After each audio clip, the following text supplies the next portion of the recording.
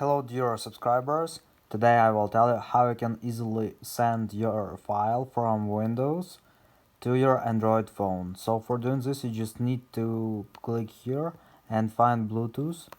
So if you turn it off, just turn on Bluetooth, and here from this all option list you need to find send the file, so just tap on send the file.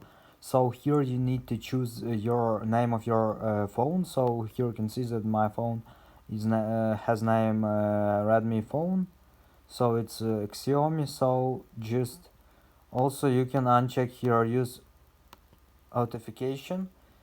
So if you use authentication you just need to you will see here on your phone pin, and you will see pin on your computer, and you just need to tap here if it's the same pin or not.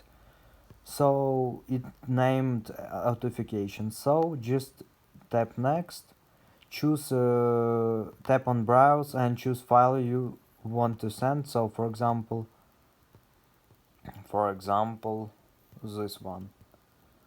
So just tap on next and just wait until it will send. So here you can see that it successfully sent.